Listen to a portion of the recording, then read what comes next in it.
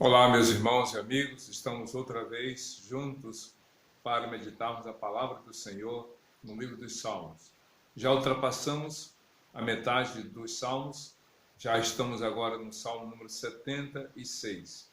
Estamos já nesse outro desafio que é chegar ao final dele, ou seja, daqui a alguns dias, talvez em menos de 2 meses, a gente conclua esse período de reflexão sobre os salmos. Alguns dizem e reduzem os salmos apenas a canções. São cânticos que os hebreus utilizavam no culto a Deus, ou então na época da igreja primitiva. Hoje não se usa mais os cânticos nos cultos.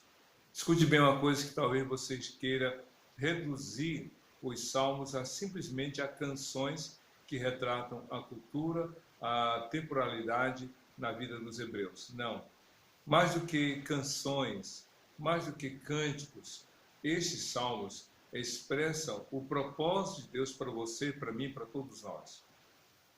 Além disso, além de, claro, de falar de peculiaridades desse povo chamado hebreu, do seu tempo em que cada escritor colocou as suas impressões, suas vivências, experiências e, sobretudo, as suas relações com Deus, esses salmos também são salmos proféticos, uma vez que falam sobre a vida de Jesus em vários aspectos, do seu ministério terreno, da sua morte, dos percalços que ele enfrentou com a traição de Judas, toda a perseguição que ele sofreu durante o ministério terreno, fala da sua morte, fala da sua ressurreição e fala também da sua ida aos céus, no seu retorno aos céus, recebendo com glória e honra, mas também fala de que um dia ele virá outra vez para julgar a terra e para reinar de modo soberano sobre os céus e a terra,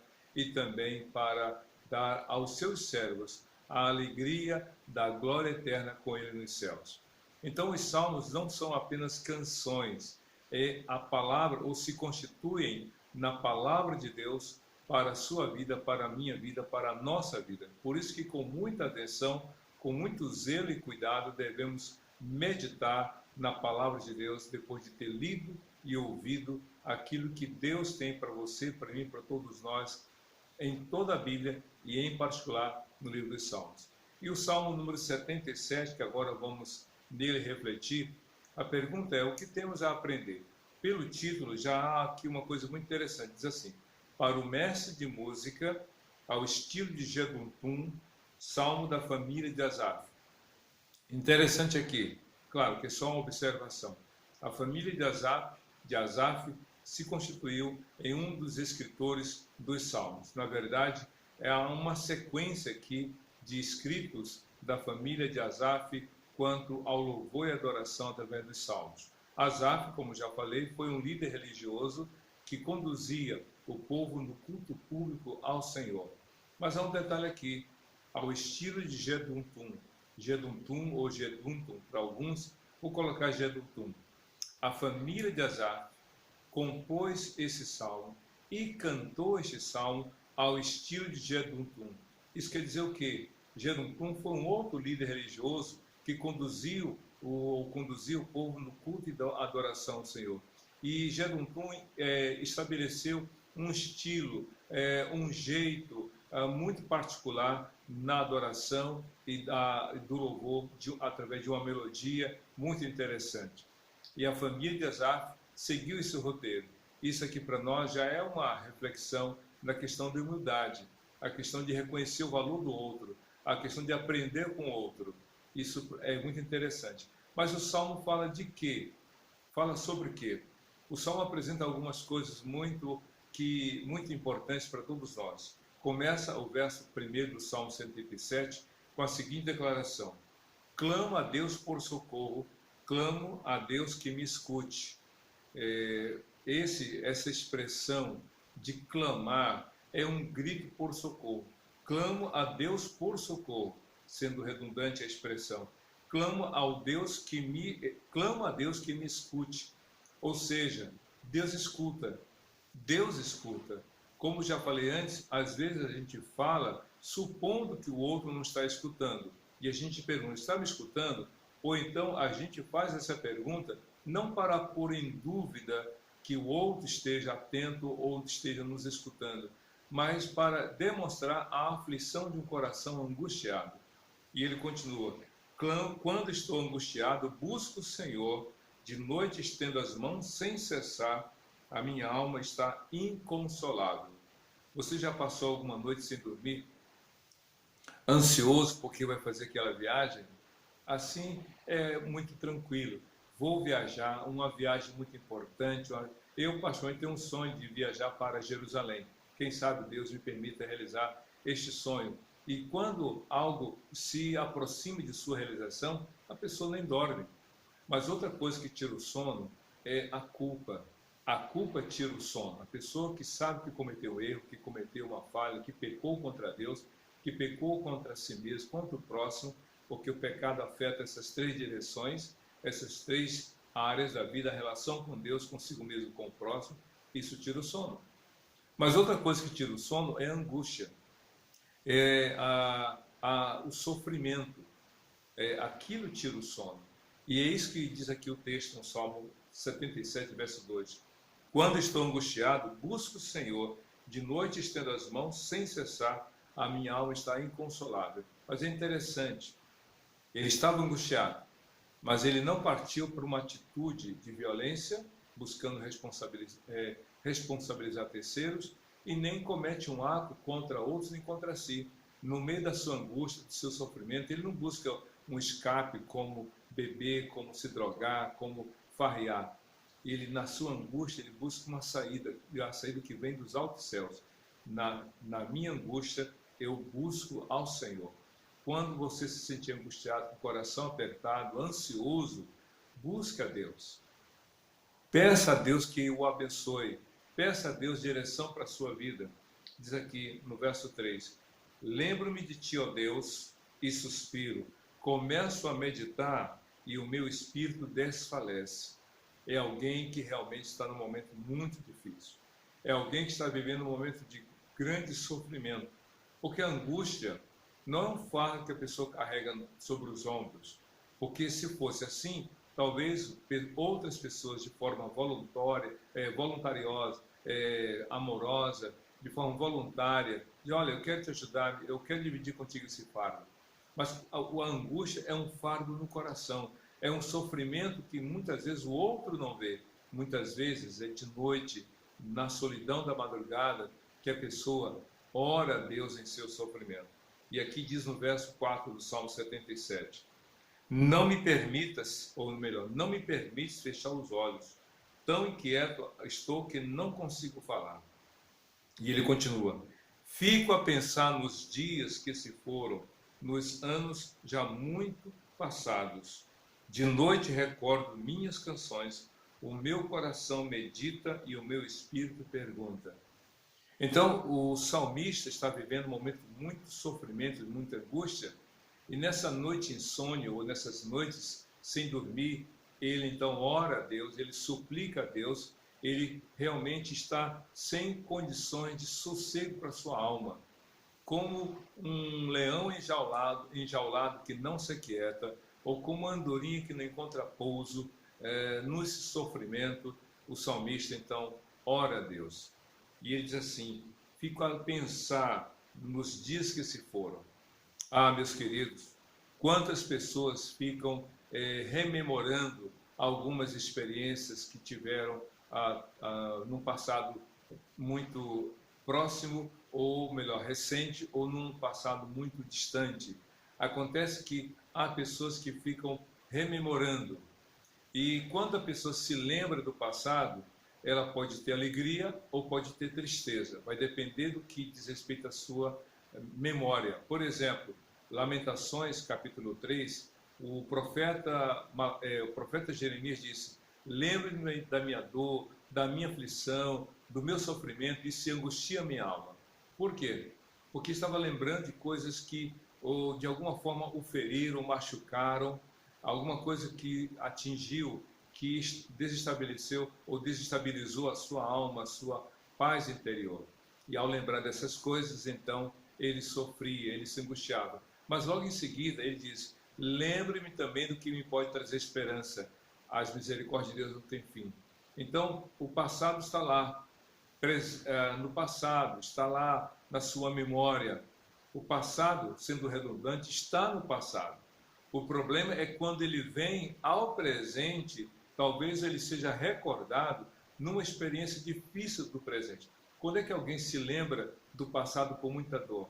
É quando o presente não reflete realmente ou não é uma sequência do passado.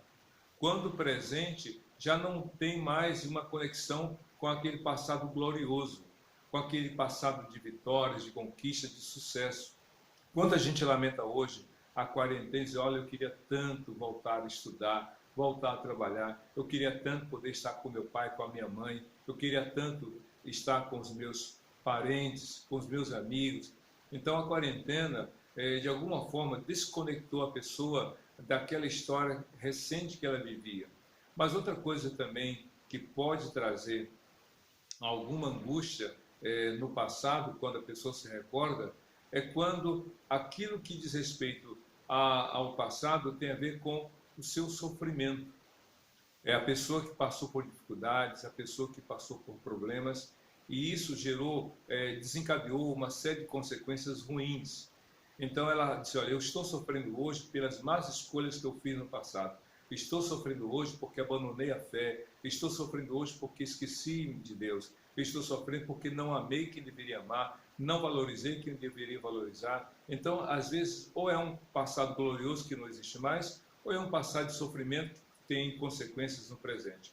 O fato é que o salmista aqui está lembrando, mas o que ele lembra é de um passado que realmente já não existe mais. É um passado que foi maravilhoso, que foi extraordinário e que agora é totalmente diferente da sua realidade. E ele diz aqui: me recordo das minhas canções, o meu coração medita e o meu espírito pergunta. E se você observar, a família de Asaf nesse salmo faz algumas perguntas que eu vou ler aqui de forma detalhada.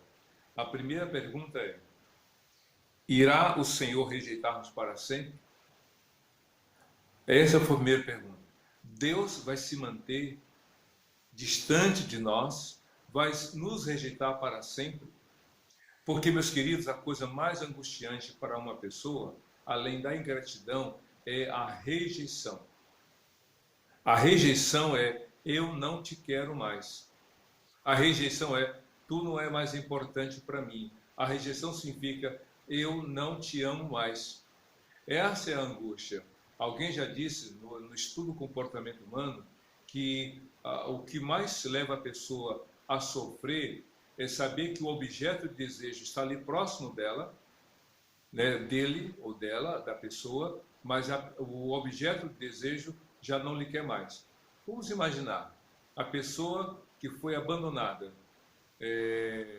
O namorado a abandonou, a namorada não quer mais nada, o marido abandonou, a esposa o abandonou, e então o objeto de desejo está lá, muitas vezes próximo, mas esse objeto de desejo não o quer mais. Isso gera sofrimento.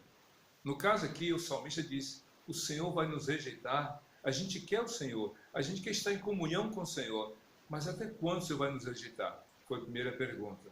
A segunda pergunta é: jamais tornará a mostrar-nos o seu favor? Ou seja, Deus já não vai mais agir em nosso favor, Deus não vai nos abençoar mais, Deus não vai mais intervir na nossa vida. Então, será que Deus vai rejeitar para sempre? E a segunda pergunta: Deus jamais tornará a mostrar no favor? Ou seja, são duas situações muito opostas, mas que envolvem o distanciamento. Como assim? Vai rejeitar Deus a nossa vida para sempre? Ou jamais ele vai agir em nosso favor? Então, o salmista, ou a família de Asaf, estava aqui colocando nesse salmo essa preocupação.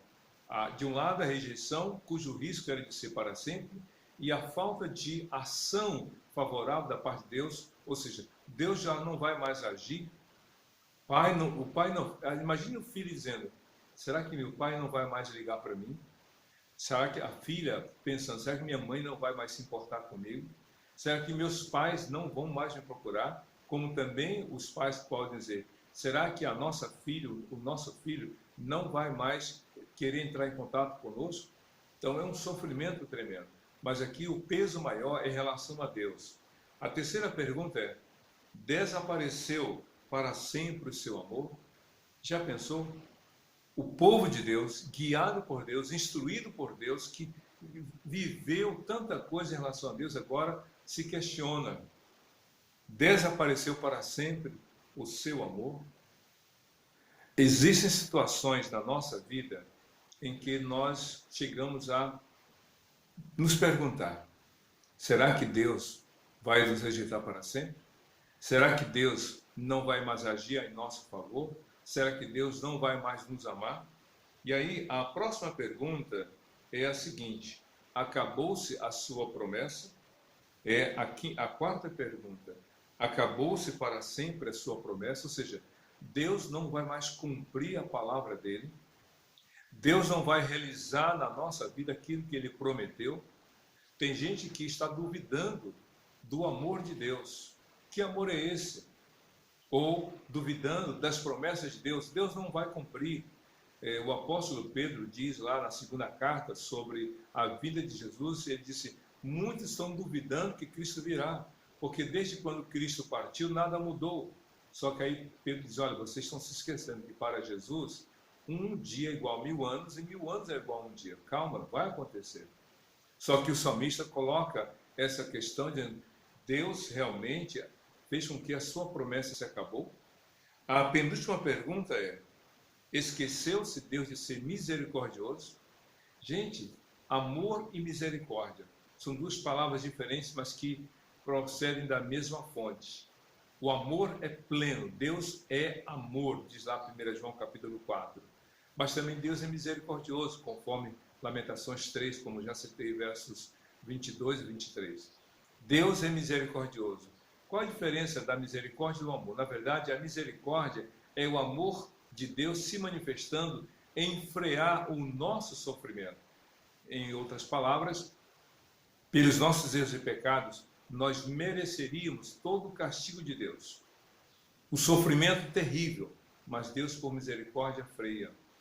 Já a graça de Deus é Deus nos amando, de tal forma nos dando o que nós não merecemos. Mas tudo vem do amor de Deus. E aí a questão é, realmente esqueceu-se de Deus ser misericordioso? E a penúltima pergunta, sua ira refreou sua compaixão? Ou seja, na visão dos escritores do Salmo 77, tudo aquilo que estava acontecendo com eles, na suposição de Deus se manter irado para sempre, de Deus rejeitá-los para sempre, de Deus não mostrar mais o seu favor, de Deus desaparecer para sempre o amor dele para com o povo, a ter acabado a sua promessa, deixar de ser misericordioso, deixar de ter compaixão. Tudo isso era o quê? Realmente, o nosso pecado nos afastou de Deus, o nosso pecado fez Deus se afastar de nós. Às vezes temos a impressão de que Deus se distanciou de nós e não mais se importa com a gente. Não, não é verdade. Deus rejeita o nosso pecado, mas nos ama. O fato de Deus nos amar não significa que Ele concorda com nossos pecados, mas quer dizer que Ele reprova os nossos pecados, Ele condena os nossos pecados, Ele nos permite sofrer as consequências dos nossos pecados, mas Ele continua nos amando. E aqui no verso 10 diz assim, do Salmo 77, então pensei, a razão da minha dor é que a mão direita do Altíssimo não age mais. Mas veja só, olha só o que diz. Então pensei. O que é pensar? Pensar é refletir, é avaliar uma situação e chegar a uma conclusão. Então, em outras palavras, ele diz, então eu concluí que eu estou sofrendo, que a minha dor é porque Deus não age mais. Mas veja só, nem sempre aquilo que nós pensamos é verdadeiro. É por isso que nós não devemos, até podemos, mas não devemos agir de acordo com aquilo que a gente supõe, que a gente imagina, que a gente conclui de maneira equivocada. Por quê? Porque nem sempre o que a gente sente é verdade. Nem sempre o que a gente percebe é verdadeiro. Vamos imaginar, você vê uma pessoa sentada na calçada, de cabeça baixa. Você vê aquela cena. São 10 da noite, a pessoa está sentada sozinha na calçada. E aí você começa a fazer suposições. Foi abandonada. Ou foi abandonada a pessoa. Ou brigou com a família e saiu de casa. Ou está numa situação de rua. E aí você começa a fazer N suposições. Mas enquanto você não falar com a pessoa, não perguntar e não ouvir dela, você vai ficar supondo coisas. E se você for agir na base da suposição, você pode se equivocar. E geralmente, em relação a Deus, muitas vezes nós supomos.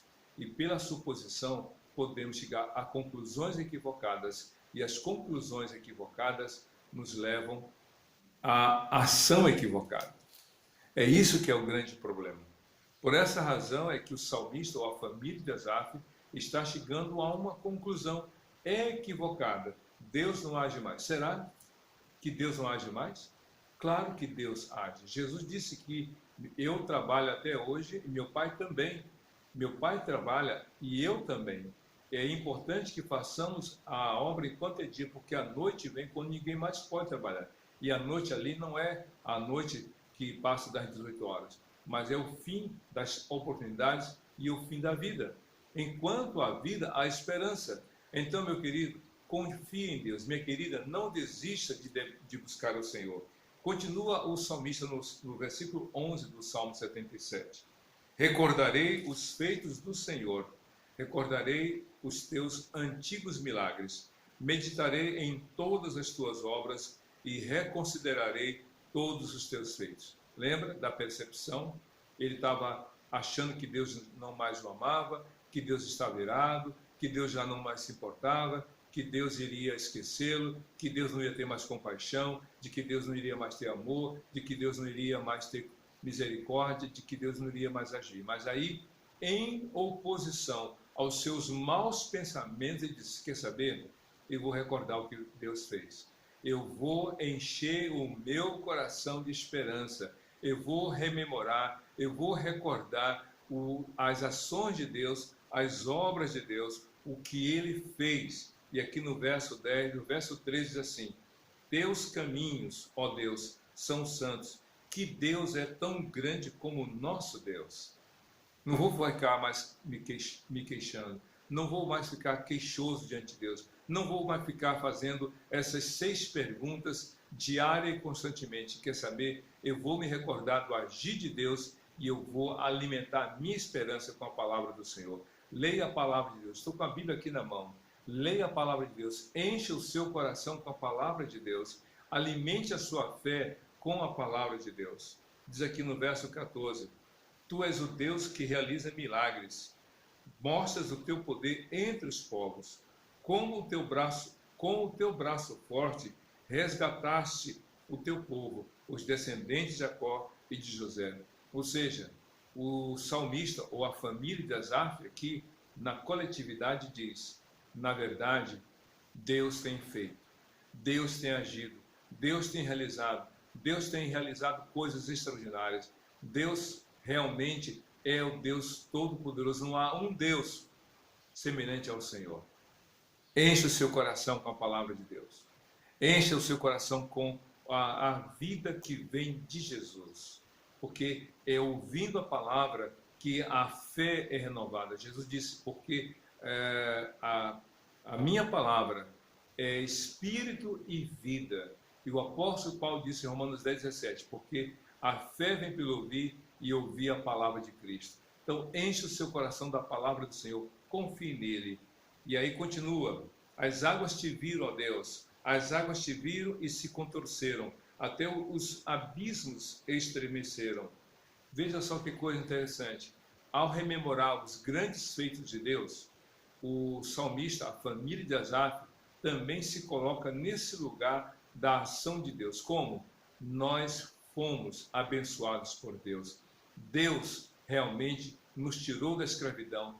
Deus abriu o mar vermelho, nós pertencemos a Ele. Meu querido, o remédio para a angústia, o remédio para a percepção equivocada é lembrar quem é Deus, o que Ele fez e quem é você em relação a Deus. Deus ama você.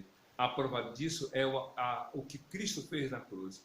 Quando você perceber quem é Deus, ou melhor, crer em quem é Deus, o que Ele fez e quem é você para Ele em Cristo Jesus, você não vai se queixar, ao contrário, vai ser grato e vai ter a sua fé renovada na presença dEle. E é interessante, nos versos 17 e 18 diz assim: as nuvens despejaram chuvas, ressoou nos céus o trovão, as suas flechas reluziam em todas as direções. No redemoinho estrondou o teu trovão, os teus relâmpagos iluminaram o mundo, a terra tremeu e sacudiu-se. O salmista olha só para a natureza e, ao contemplar os fenômenos naturais da chuva, do mar, do vento, do trovão, dos raios, disse: Deus é o Senhor. Nada acontece sem que seja do desejo e da vontade do Senhor. Ele está no controle de tudo. É essa a segurança. Eu fico imaginando aquela criança, é uma história, uma ficção, de uma criança que estava no navio e foi para a cabine dela e estava dormindo. Enquanto isso, o navio estava enfrentando uma grande tempestade. Logo, as pessoas outras, tanto da tripulação quanto dos demais passageiros, estavam aflitos e agitados. E aquela garotinha dormia. E então, quando foram acordá-la, ela disse: menina, como você consegue dormir em meio à tempestade? Ele disse: muito simples, meu pai é o comandante desse navio. Você pode estar enfrentando uma grande tempestade, mas lembre-se, Jesus é o comandante do navio da sua existência nesse mar revolto deste mundo. Confie no Senhor. E então, no verso 19, penúltimo verso, a Bíblia diz assim, do Salmo 77: a tua vereda passou pelo mar, o teu caminho pelas águas poderosas, e ninguém viu as tuas pegadas. Como assim?